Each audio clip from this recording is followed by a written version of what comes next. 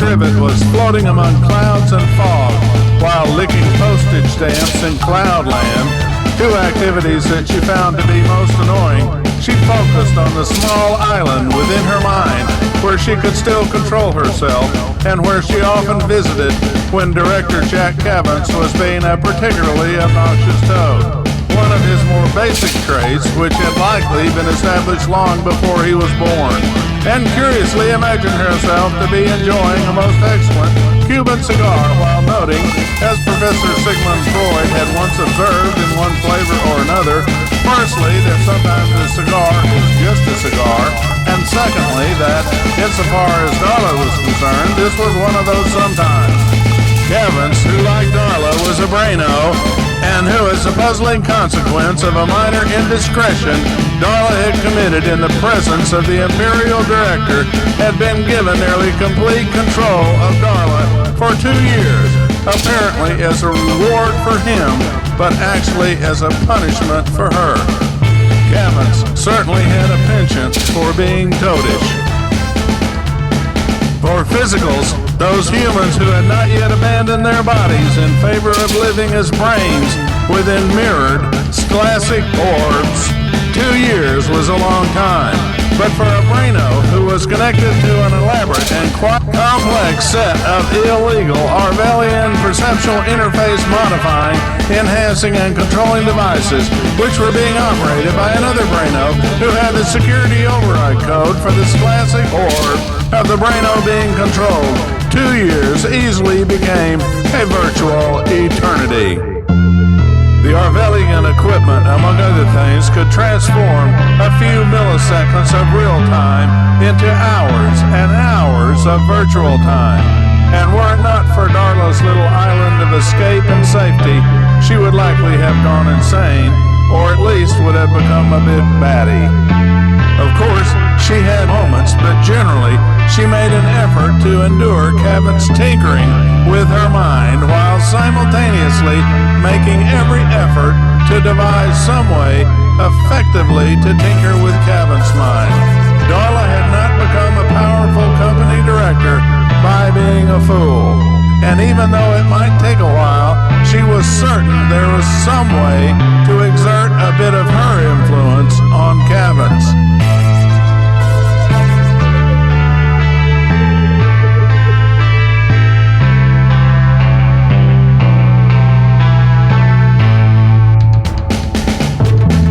Lately, Darla had begun noticing a pattern in Cavance's strange machinations, and the pattern of events usually began by Cavance making her float among clouds and fog while she was forced to lick postage stamps. After doing this for a while, Cavance then would begin playing musical recordings from the 1930s and 1940s of the planet Earth. And since this music nearly always made Darla want to do what she called her sexy dance, Darla would soon be dancing like Ginger Rogers in an enchanting private ballroom that suddenly appeared in an open area among the clouds and fogs of this place she called Cloudland. At the edge of the ballroom, the dance floor blended smoothly into the fog, but although there were carefully placed bright lights all around the ballroom and a spotlight which followed her as she danced around the ballroom, she occasionally could glimpse twinkling stars through the clouds that slowly drifted overhead. Calling this surreal was no exaggeration, because much to Cavance's credit, as a skilled Orwellian interface controller, Darla truly felt like she was in a movie for which she was the director, choreographer, and star. Once, very recently, as she was dancing through the air, something she had discovered she could do if she imagined herself being able to do it, Darla had the strange thought that doing her sexy dance might have some type of effect on Cavance. And mostly as an experiment, she increased the intensity of her dancing around the ballroom, something she could easily do as long as she wanted without having to be concerned about becoming tired, since she was a braino and this was a simulation, really, rather than something which was real in any tangible way. If the mentation this caused her brain to do more work. Her classic orbs life support system would provide the necessary chemicals and energy her brain needed. And for practical purposes, she could do whatever she desired to do so long as, in her current circumstances, she wanted to do it and Cavans allowed her to do it. Although her sense of time was a bit confused by the Arvelian perceptual interface equipment, she nevertheless had a reasonably good sense of how time passed in the surreal ballroom. And even though she was not entirely certain this was the case, it appeared to her that once she had increased the intensity of her sexy dancing, Cavans had not interrupted her dancing by being a toad and making her float endlessly through clouds and fog while licking postage stamps.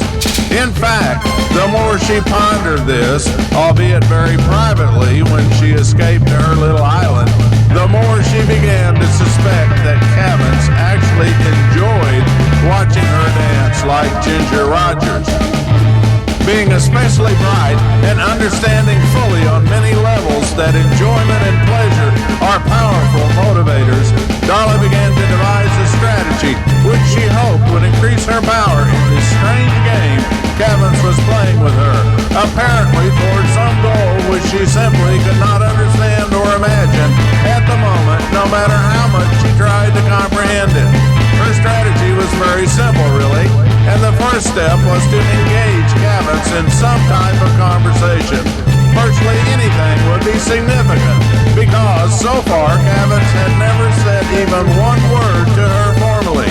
Instead, at least as it appeared to her, Cavans devoted most of his attention to operating the various Arvelian perceptual interfacing devices and, perhaps occasionally, devoted a bit of attention to observing her in some way that she sensed but could not exactly describe. If she had been a cupcake or a glass of wine, she might have thought that Cavans was tasting her. But insofar as Darla knew, there was no way to taste the thoughts of a braino. Had Darla known a little bit more about science, physiology, and the capabilities of some of the more advanced Arvelian perceptual interfacing equipment, she would not have been so surprised to discover not only that it was possible to taste the thoughts of brainos, but also that it was possible to taste the thoughts of physicals. Although this latter activity required installing a miniature interface into a certain part of the brain of the physical being tasted, something which was easily done but very difficult to detect, even by the most advanced non-Arvelian methods. In fact, although it was unbeknown to Darla, Cavans' primary activity and purpose in everything he did with Darla was to taste her thoughts more fully than any other braino or physical before. And since Cavans had been perfecting the art of tasting thoughts for centuries, in a strange way, it was a bit of an honor that he had selected Darla specifically to become his thought-tasting masterpiece. Cavans truly was a grand master of the art of tasting thoughts, and he constantly strove to move the art of tasting thoughts to new and ever more fascinating levels. Of course, Darla knew nearly nothing about this aspect of Cavans, and even if she had known about it, she did not have the formal scientific training required to understand it mathematically. But she had one thing that Junior Director Jack Cavans did not have, and likely never would have. Specifically, she had the fascinatingly curious and oftentimes remarkably accurate talent which most common folk and experts alike call female intuition. She might not know so much about mathematics and physics, but she could tell when someone was pulling her chain. And in this particular instant, it certainly appeared intuitively obvious to her that Cavans was making a diligent, concerted effort to pull her chain over and over and over. And from her perspective, which no doubt was enhanced considerably by female intuition, if Cavans was pulling her chain, then she might be able to pull his chain.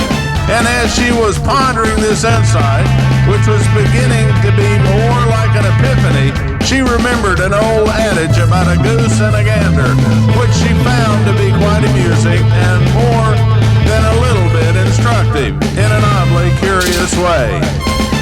As minutes changed to hours and hours changed to days, Darla continued thinking about her new strategy until, on one enchanted summer's evening in the surreal ballroom that Cavins had so eloquently constructed for her, Darla put her plan into motion. She, or more correctly Cavins, had selected a beautiful paper-thin, translucent black silk dress and a cute pair of matching high-heel dancing slippers with ankle straps and open toes. And since this was her favorite attire for ballroom dancing, she realized that Cavins had either learned how to read her mind or certainly had excellent taste in fashion and had somehow influenced her visual and tactile senses for a very specific reason.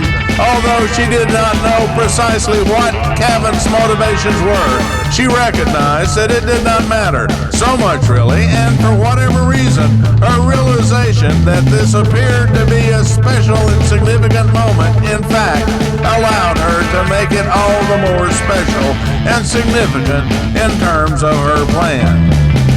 From Darla's newly found perspective, if Cavins desired to dress her elegantly with a hint of sensual eroticism and to play with her like a doll, then perhaps she would become a bit more of a doll than Cavins had ever imagined she could be. And simply stated, this is what she did.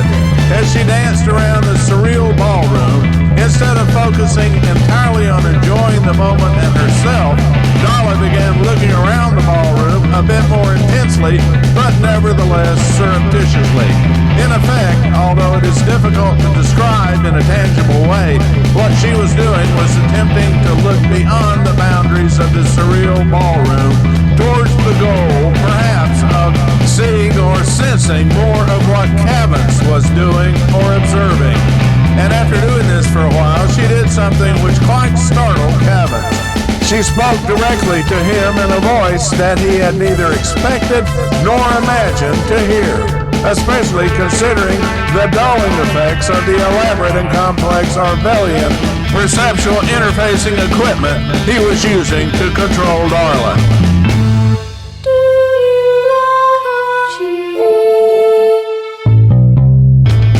Granted, this was a very simple question, and it was not the first thing that Darla had ever said, but the way she said it suggested to Cavins that Darla was beginning to understand the elaborate game he was playing with her. This so surprised Cavins that he momentarily let his attention, which was focused intensely on controlling the Arvelian perceptual interfacing equipment, wander, which in turn caused the Arvelian artificial intelligence algorithms, which were designed always to expect and, for practical purposes, to demand to be given intense focus, immediately to search for a controlling brain. In this brief instance, the only nearby brain which was intensely focused on controlling anything was Darla's brain. And in a very beautiful way, the Arvelian perceptual interfacing equipment not only understood on the most intimately deep level precisely what Darla wanted, needed, and desired to hear, but also captured the mind of junior director Jack Cavins, created a suitably attired simulacrum for him, made this simulation of him appear in the surreal ballroom, stood him directly in front of Darla, made his eyes look into hers, and then directed him to say this word. Yes! In another galaxy, thousands of light years away, Lolowagi, the favorite Arvelian consort of the Imperial Director, sprouted a small blossom whose enticing fragrance was her way of sharing an amusing thought with the Imperial Director when she was in her plant phase.